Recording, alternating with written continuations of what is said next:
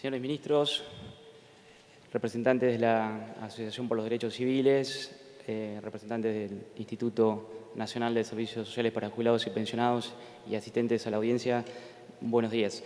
En mi carácter de gerente de asuntos jurídicos, me voy a ocupar en esta intervención, previo a que tome la palabra el doctor Mariano Cardelli, como su director ejecutivo, en analizar lo que creemos los aspectos fundamentales, digamos, para no reiterar los detalles que ya están en las presentaciones de ambas partes. Sí entendemos pertinente poder hacer un análisis de lo que consideramos el nudo de la discusión que aquí se plantea, los fundamentos jurídicos que sostienen esta discusión. Y para eso me gustaría analizar brevemente esos dos elementos, llegar a una primera conclusión, compartir una reflexión y terminar con una muy breve segunda conclusión. A la primera cuestión, que es ¿qué nos trae a esta discusión? ¿Cuál es el tema a decidir? Para nuestra parte, creemos que claramente esta discusión se basa en la aplicación, el alcance y la aplicación del decreto 1172 del año 2003 y si el PAMI está o no está incluido. La asociación, en su escrito de demanda, ha delimitado el objeto de la pretensión en la entrega por parte del Instituto de la información relativa al presupuesto en concepto de publicidad para el año 2009, más específicamente los meses de mayo y junio. Ahora bien, cuando pasamos al punto del derecho, ¿sí?, en el escrito, el derecho que fundamenta tal petición, se lee claramente en el punto 4.2, cito, la presente acción se interpone como consecuencia directa de la violación del derecho constitucional de acceso a la información pública reglamentado en el ámbito del Poder Ejecutivo por el decreto 1172 del 2003. Es decir, está claramente al comienzo de la discusión en los fundamentos que trae la presentación de la asociación. En segundo lugar, la decisión de la Cámara, que en definitiva nos trae a esta instancia recursiva, también trae y pone en el tapete de la discusión la vigencia y el alcance del decreto 1172, al expresar que, cito también a la Cámara, si bien no se encuentra expresamente incluido, hablando del Instituto, corresponde interpretar que dicha norma le resulta aplicable supletoriamente. ¿Cuál es la discusión entonces? Bueno, si estamos discutiendo el ámbito de aplicación del decreto 1172, conviene revisar que el alcance de dicha norma está expresamente establecido en su artículo segundo. En su artículo segundo, el decreto establece dos grupos de situaciones o caracterizaciones jurídicas alcanzadas en ese anexo. En el primero se refiere claramente a todos aquellos organismos, entidades que dependen o están bajo la jurisdicción del Poder Ejecutivo Nacional. Y en el segundo párrafo hace extensiva el alcance a aquellas empresas, por ejemplo, que hayan recibido subsidios o aportes provenientes del sector público a instituciones que gestionen fondos del Estado Nacional y a empresas privadas que tengan alguna licencia, permiso, concesión o cualquier otra modalidad contractual para la prestación de un servicio público. En tal sentido, de la lectura de este artículo segundo, insisto, que nos da el alcance del decreto 1172, se refiere que, o se infiere, mejor dicho, que el Instituto Nacional de Servicios Sociales para Jubilados y Pensionados no está en ninguna de estas categorías, ¿sí? Es decir, no pertenece al Poder Ejecutivo Nacional, no está prestando ningún servicio público por concesión o por permiso, no recibe fondos del Poder Ejecutivo Nacional, sino que es, de acuerdo al artículo primero de la 19.032, Ley de Creación, un ente público no estatal con individualidad financiera y administrativa. Más aún, en cuanto a el objeto, porque en el decisorio de la Cámara, que es atacada por este recurso, se hace una comparación o una aplicación supletoria, como decíamos, respecto de las empresas privadas, en algún argumento como quien puede lo más, puede lo menos. Sin embargo, es importante señalar que el objeto la misión de la institución PAMI está también fijada claramente por ley en su artículo 2. Por lo tanto, no puede ser comparable con la prestación, como decíamos, de un servicio público de una empresa concesionaria. Si en algún momento se abriera la discusión y se quisiera modificar el objeto de la misión y función del PAMI, debería sancionarse una ley por el Congreso Nacional. Incluso si el destinatario o si esas funciones las tuviera que asumir el Estado. Cabe recordar que el Instituto tampoco está comprendido dentro de los alcances del sector público, entendido en el artículo 8 de la Ley 24.156 de Administración Financiera. Más aún, la vinculación del Instituto con esa normativa viene dado otra vez por una norma específica, que es el artículo 60 de la Ley 25.565, que incorpora al Instituto a algunos de los apartados que prevé la Ley de Administración Financiera, específicamente los que tienen que ver con crédito público, con la programación presupuestaria y con el control interno y externo. Situación esta además que ha sido sostenida por distintos pronunciamientos judiciales, distintos fallos incluso de la Corte, como en el caso Farmacia Roca que hemos citado, o en opiniones jurídicas de antaño, como en el dictamen del entonces procurador Lino Palacio, hace más de 30 años. ¿Sí? Pero más allá entonces de esta discusión del 1172, que hasta aquí queremos marcar que no correspondería a su aplicación, se han dado argumentos constitucionales, nacionales y pactos internacionales que me parece que vale la pena también revisar. Se sostiene en la demanda que el fundamento de la pretensión está basado en los artículos, por ejemplo, 1, 14, 33, 38, 41 y 42, 43, además del 75, inciso 22 de la Constitución Nacional. Muy rápidamente, todos estos artículos tienen una ligación. Queríamos hacerle algunas preguntas porque lo que usted está manifestando más o menos ya está expresado. Pero usted centra su argumentación en la interpretación exegética de un decreto y si la institución que usted representa está alcanzada o no, que obviamente es una defensa legítima. En la otra parte invoca además una cantidad de otras normas, es decir, hay una pluralidad de fuentes. Me gustaría, en principio, preguntarle, más allá de la pluralidad de fuentes, una cuestión valorativa, que es lo siguiente. Independientemente de si esté alcanzado o no, ¿por qué razón no informa el PAMI? Es decir, ¿en qué perjudica a la institución que usted representa informar a los demás, a la población, sobre lo que ustedes tienen en el campo administrativo o cualquiera, ¿no?, de las actividades? Sin perjuicio de que a eso se va a referir el doctor Mariano Cardelli. Bueno, entonces que pase. El PAMI informa, digamos, a las distintas alternativas. Pero ¿por qué tenemos este juicio si informan? De hecho, informó en las instancias anteriores. Lo que pasa es que no se consideró completa la información y como además había una discusión jurídica respecto del alcance de los términos del artículo 172 del decreto 1172 que excede el caso particular, se consideró pertinente continuar con la instancia. ¿Pero por qué usted dice que informa? Porque se acompañó información respecto de la campaña en las instancias anteriores. De hecho, la asociación consideró que era incompleta la información. Además, tuvimos que sostener el recurso. Pero ustedes informan frente a un juicio, ¿no?, como regla general. En este caso en particular, sí. ¿Y en los casos en que no hay juicios no informan? Depende de la aplicación de la norma. Digamos, el instituto se maneja dentro del marco legal. Pero ustedes parten de la base que la norma no se aplica. No, en este caso, digamos, de acceso a la información pública, los argumentos que se han dado, el decreto 1172, más los artículos de la Constitución. Digo, para conocer la oposición, ustedes sostienen que no deben dar información. En este contexto, en cualquier contexto, viene una persona y le pregunta, quiero saber qué hace la institución que usted representa. La información del PAMI se suministra a todos los organismos que están legitimados para pedirlo. Estado Nacional, por ejemplo, las organizaciones de jubilados, los organismos de control, SIGEN, Auditoría General de la Nación.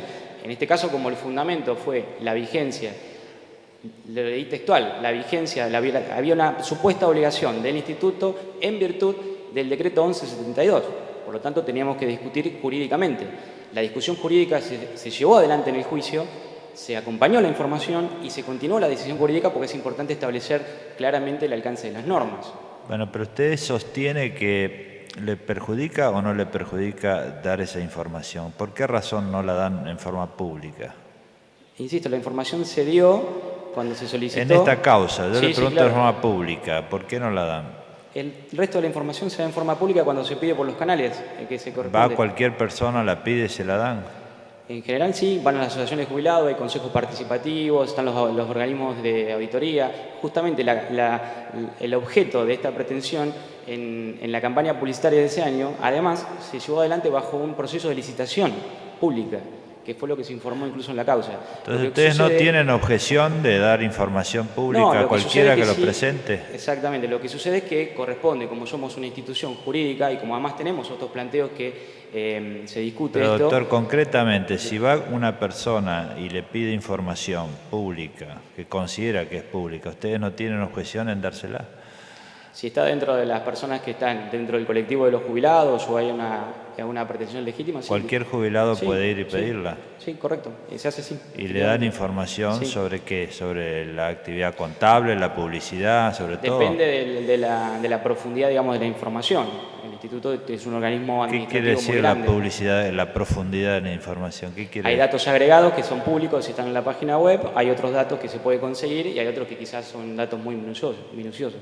Pero son datos sensibles los de la información sobre los gastos en publicidad. O sea, ¿qué datos sensibles habría acá que impidieran informar?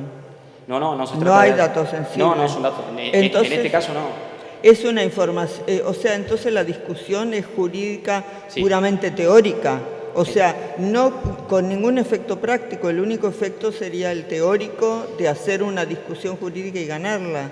No sé, pregunto, porque de acuerdo a lo que usted dice parece que efectivamente es una discusión jurídica, pero no es menor, porque implica cuáles son los alcances de la normativa. Por eso yo cuando decía, citaba los artículos... Pero doctor, entienda lo que le estamos preguntando, porque no nos queda claro. Sí.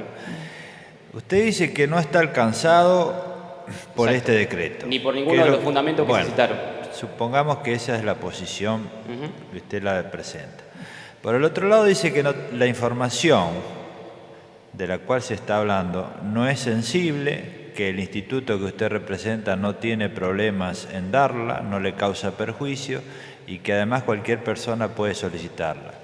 Si esto es así, esta segunda posición, es irrelevante discutir si está incluido o no en el decreto. ¿Entiende? Entiendo el razonamiento. Este juicio se termina acá. Nosotros entendemos que es importante determinar... ¿Para qué es importante? Porque le van a negar la información si ya la dan. No, ya la información ya se ha dado. Pero es importante discutir en un Estado de Derecho cuál es el alcance de las normas.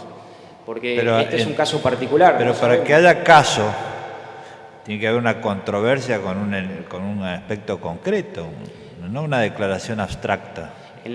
En el caso de la pertinencia se nos consultó si sosteníamos el recurso y nosotros dijimos, en tanto que está basado jurídicamente y fundado en los alcances, como acabo de leer en el 4.2 de la demanda, el alcance del decreto 1172, pues bien, el alcance del decreto 1172 no es aplicable. Es la discusión jurídica que tenemos. Y si lo basáramos en la ley justamente 19.032, artículo 2, que es el objeto del PAMI, donde dice expresamente que justamente estas prestaciones se considerarán servicios de interés público, siendo intangibles los recursos destinados a su financiamiento. Por ejemplo, si nosotros dijéramos eso, con este fundamento, ¿sería hábil toda la información para darla? Nosotros entendemos que ese fundamento por sí solo no lo incorpora dentro del 1172. Es la línea que hemos planteado. O sea, solamente si nos circunscribimos al 1172, es que ustedes por eso piden el rechazo de la demanda. Si abrimos la normativa en general, sería admisible la demanda. Y habría que ver sobre qué base, porque el 1172 habla por la resolución de la Cámara que nos trae al recurso, habla de una aplicación supletoria comparándolo con las empresas privadas. Insisto, el interés público, por supuesto, porque trabaja... Perdón, pero aparte de mencionarse el 1172, está mencionada la Constitución Nacional. Sí, correcto. Entonces, Sí. ¿qué tenemos que decir? Porque esto es una cuestión de jerarquía de normas. Exactamente. El 1172 no puede estar en contra de la Constitución Nacional. Exactamente, por eso quería repasar los artículos. Si ustedes ven los artículos que se citan, el 1, forma de gobierno, el 14, los derechos generales, que además dice que se reconocen conforme las leyes que reglamentan su ejercicio, el 33, que son los derechos implícitos, hasta aquí no estamos viendo colisión directa, el 41 y el 38, partidos políticos. Habla de la información en el caso del funcionamiento de los partidos políticos, no hay colisión directa. El 41 y el 42 habla del derecho al ambiente. Perdón, pero volvamos al tema porque la discusión es otra. ¿Las prestaciones a cargo del instituto pueden calificarse como de interés público o no? Sí, claro, como otras obras sociales. Está bien. ¿El instituto recibe aporte del Estado Nacional? No. ¿En ningún caso? No. ¿En la actual ley de presupuesto de la Nación y en anteriores se han contemplado partidas para el instituto?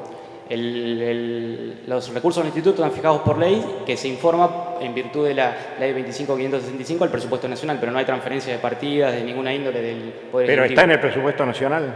Está aparte. A ver, ¿cómo está?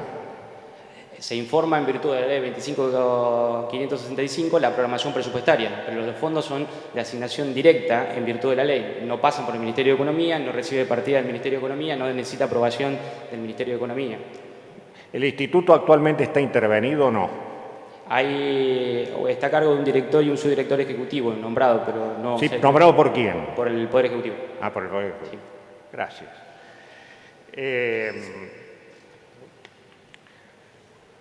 ¿El presupuesto del instituto es remitido por el Poder Ejecutivo al Congreso Nacional? En este caso, para hablar toda la temática presupuestaria y política institucional... Es una pregunta que no es de carácter presupuestario, no. Es ¿quién envía al Congreso Nacional el presupuesto del PAMI? Lo programa el instituto y lo envía en virtud del artículo 60 de la ley 25.565. ¿Quién lo envía? Lo envía el instituto para que sea incorporado al... No, perdón. El presupuesto al Congreso Nacional, ¿lo envía el Poder Ejecutivo o no lo envía el Poder Ejecutivo? Entiendo que lo envía el Poder Ejecutivo con el resto de los informes. Bueno, esa es la respuesta. Sí, perdón. ¿Es posible sostener que el instituto gestione intereses públicos y que en su funcionamiento el Estado tiene marcada injerencia? Si debo responder esa pregunta, tengo que decir que sí a la primera parte, no a la segunda. Gestiona intereses públicos, como decíamos, porque interviene dentro del sistema de salud como otros efectores. ¿Por qué? Y no, entiendo que no es correcta la injerencia del Estado, más allá, como dijimos recién, del nombramiento del director y el subdirector ejecutivo, nada más. Luego el instituto se maneja con sus autoridades, su normativa, tiene normativa expresa referida a las contrataciones, por ejemplo, no se aplica a las contrataciones del Estado, no se aplica la ley de procedimiento administrativo, no rige la ley de empleo público. ¿Por qué razón el instituto está exento de pago de todo impuesto, tasa, contribución y otra obligación fiscal nacional? Entiendo que está exento justamente por gestionar un interés público como se hace con otras instituciones en otros ámbitos. A pesar de eso, se encontraría exceptuado de brindar información como cualquier otro organismo público. A pesar de eso, digamos, entendemos, no se encuentra comprendido en el 1172. Esa es la única referencia.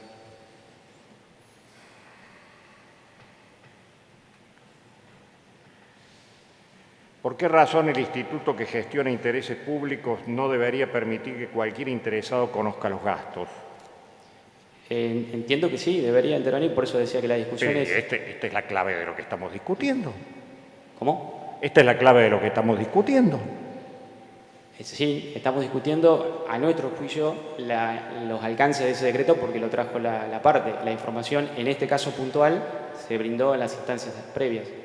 ¿Existe en el instituto alguna forma de acceso a la información pública? Sí, están los canales previstos en la... No me conteste canal, dígame cuáles.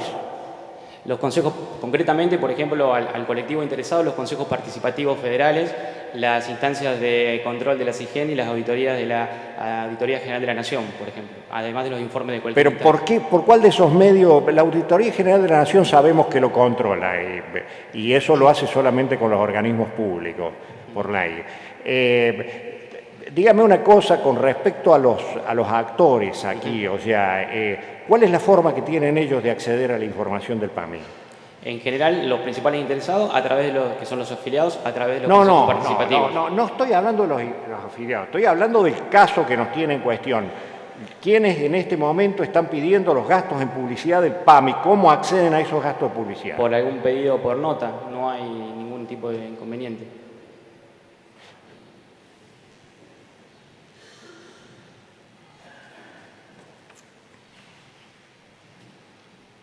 ¿Cuál es el motivo por el que se decidió aportar la información requerida por la actora en primera instancia, pese a no estar firme la sentencia? ¿Y por qué se entregó solo una parte de lo requerido por la actora? Se entendió que en ese punto la discusión, que nosotros habíamos concebido jurídicamente relevante en cuanto a la aplicación, se había distorsionado. Por eso ¿Se había qué? Distorsionado, y por eso se entendió pertinente continuar con la discusión jurídica, pero presentar la información. Se presentó todo lo que teníamos.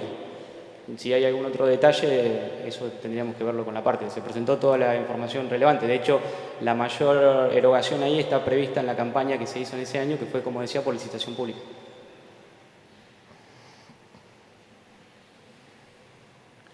El PAMI aprobó la creación de un registro de audiencias de gestión de intereses, ¿no? Sí.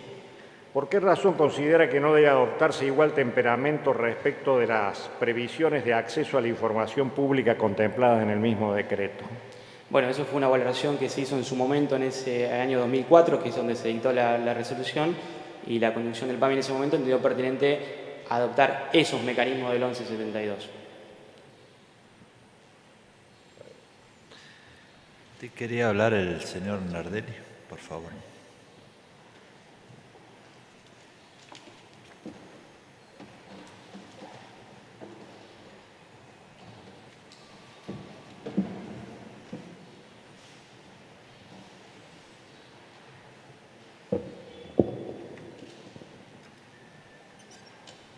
Señores ministros, señores presentes, bueno, para no abundar demasiado, se ha hablado bastante respecto de la cuestión.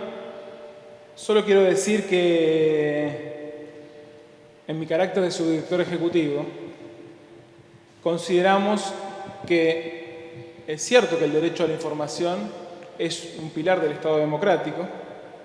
Claramente todo lo que han sido los avances de la teoría de la democracia deliberativa, en las obras de Habermas, de Alexis, ratifican la importancia de la institucionalización de este tipo de procedimientos con participación de los afectados, y tenemos la firme convicción, como bien lo dice Habermas también, de la conexión interna que existe entre los derechos humanos y la democracia entendida en todas sus formas, participativa, procedimental, Señor, agonista. escúcheme, ¿le podemos hacer una pregunta? ¿Cuál es el sentido de este juicio? ¿El sentido de este juicio? Porque si, digamos, usted reconoce el derecho a la información, el abogado que habló en representación del instituto dice que dan información a todo el mundo. ¿Puedo terminar el párrafo que estaba diciendo? Termina en lo que usted me estaba preguntando, por eso me tomo el atrevimiento de continuar. Y en esta conexión interna con la democracia, esta institucionalización de procedimientos se hace también desde mecanismos democráticos que son establecidos a través de instituciones de la división de funciones en los poderes. Y como bien dice este derecho que se está tratando, que es el derecho a la información pública, debe ser, en los tratados internacionales, debe ser reglamentado por una ley que aún no salió, y donde el Poder Ejecutivo toma la decisión de reglamentar este derecho, que tiene como contrapartida, pues también el derecho hay que verlo, tiene como contrapartida una obligación que es del Estado. El Estado es el principal obligado en esta situación que tiene como contrapartida el derecho a la información pública. Y el Estado cumple con esa obligación reglamentando este derecho. Esa reglamentación, que también es democrática porque es efectuada a través de un decreto ante la ausencia de una ley por el Poder Ejecutivo, que es un poder político votado por el pueblo, o sea, mediante el ejercicio de la soberanía popular, es decir, un poder democrático, le pone un límite, porque obviamente los derechos tienen una reglamentación, tienen una concreción, los derechos no son iguales en todos los países.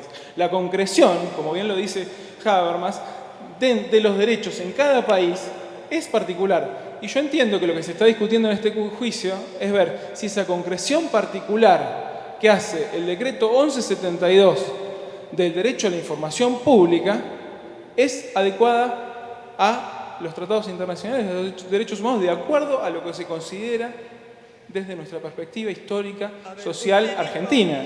Usted dijo que el derecho a la información es un derecho humano. Por supuesto. Entonces, el derecho a la información es un derecho humano. Por supuesto. ¿A usted le parece que entonces siempre nos tenemos que circunscribir a este decreto 1172 o que el derecho humano tal cual está justamente en la Constitución, con todos los tratados incorporados en el bloque constitucional, etcétera, en el cual entonces la interpretación no puede, o usted cree que debe circunscribirse al decreto 1172, o la interpretación de la ley debería ser un poquito más amplia que el decreto 1172? Nosotros consideramos que el Poder Legislativo es el que tendrá que definir si ampliará o reducirá el ámbito de aplicación de este decreto 1172. Pero por supuesto, señora jueza, consideramos que existe un derecho humano, un tratado internacional. Los propios tratados internacionales dicen que ese derecho es reglamentado por ley y esta ley remite esos tratados internacionales. Esta es la concreción, esta es la reglamentación y entendemos que los señores jueces pueden considerar que no es suficiente, pero para nosotros al mismo tiempo es una interpretación bastante amplia, porque así como dijimos que la obligación del derecho a la información está en cabeza del Estado, el Estado extiende en el decreto incluso a organizaciones que no son estatales, como por ejemplo aquellas que han obtenido un permiso o una licencia. Ahora, ello no implica, y discrepamos con el razonamiento que ha hecho la Cámara, un razonamiento de que si puede esto, puede aquello. No. Si el Estado ha considerado con amplitud el derecho a la información, extendiéndolo por fuera de lo que son las funciones administrativas del Estado, ello no implica que podamos hacer una interpretación analógica, sin fundamento legal. Vuelvo a decir, si esto estuviera fundamentado, no compartimos el razonamiento de la Cámara, sin fundamento legal, que extienda a situaciones no previstas del derecho a la información. Para nosotros, la reglamentación del derecho a la información del decreto 1172 es suficiente y es amplia, y por eso nos ceñimos. Pero le quiero preguntar lo siguiente. Si esa posición que usted defiende puede ser legítimo que usted tenga esa posición, usted dice que el litigio consiste en discutir si la reglamentación del decreto es consistente o no con las normas constitucionales. Ahora bien, en este caso en particular, la posición que recién se acaba de explayar consiste en lo siguiente. Primero, que la información que se le pide no es sensible, así que no hay una razón para no darla. Que recién se dijo, usted lo escuchó, que cualquier persona podría pedirla, la organización no gubernamental aquí o cualquier otra. Si eso es así, ¿qué sentido tiene discutir los alcances del decreto? Bueno, usted está haciendo una pregunta en términos de discrecionalidad. En principio, los actos que nosotros dictamos, que no son actos administrativos, no son actos estatales, no obstante eso, están basados en un sustento legal. Y en ese sustento legal se le preguntó en su momento al área legal si nosotros teníamos obligación. La verdad es que nosotros priorizamos informar a nuestros beneficiarios a través de los canales, priorizamos informar, hemos voluntariamente, además de adherir a parte a Pero otra usted parte me quiere decir que cuando... No le dejo terminar, es concretamente, porque sí, tenemos que aclarar esto. Usted dice que informa a los beneficiarios. Usted tiene que ser claro en los alcances de la información, porque una cosa es informar a los beneficiarios, al Estado, a los organismos de control. Acá no se discute eso, se discute si se informa a los demás. Es decir, una organización no gubernamental presenta una nota, dice yo quiero que me informen sobre una información que ustedes dicen no es sensible, se trata de un servicio público. ¿Cuál es la razón por la cual estamos discutiendo esto si ustedes acaban de decir que se lo dan? ¿O no se lo dan? Dos motivos. No, se los damos priorizamos a los beneficiarios, se los damos a los beneficiarios, pero es una cuestión discrecional porque nos lo permite la ley, en función de la interpretación que hacemos del decreto. Lo que estamos seguros es que si la otra parte le hubiera solicitado al Estado y el Estado hubiera preguntado por sus facultades de contralor respecto del presupuesto, nosotros le hubiéramos suministrado la información al Estado y el Estado le hubiera suministrado en función del decreto. Y es lo que la otra parte no hizo. La otra parte tuvo, mediante las vías legales que existían, las posibilidades de acceder a la información y no lo hizo. Son los canales que se establecieron. De acuerdo a la discrecionalidad, a usted le puede parecer un dispendio tener que hacer un pedido a través del Estado. Pero son canales que están establecidos y que hubieran sido efectivos de la misma manera. Porque nosotros contestamos todos y cada uno de los requerimientos del aclarar Estado. esto. Usted dice que debieron dirigirse primero al Estado. ¿Sería Si el ¿a Estado qué? ¿Al hubiera- Poder Ejecutivo? Sí, si el Estado nos hubiera requerido la Y información... después a ustedes y ustedes informan. Pero Nosotros lo hubiéramos ustedes informado. no sostienen que son independientes del Estado. Somos independientes del Estado, Para pero tenemos el Contralor presupuestario exclusivamente en función de que es un interés público, porque no estamos en la jurisdicción del Estado. Pero nosotros suministramos por una cuestión de información pública, por los mismos motivos. Es la manera que elegimos, de acuerdo a la normativa vigente, de hacer nuestra información pública. Si bien es cierto que limitamos la información a ciertos particulares, no a nuestros beneficiarios, en función de lo que dice el propio decreto, eso no quiere decir que limitemos cualquier pedido de informes que nos hace el Estado para que el Estado lo suministre de acuerdo a lo que dice el decreto 1172. La otra parte tuvo la vía legal para acceder a la información.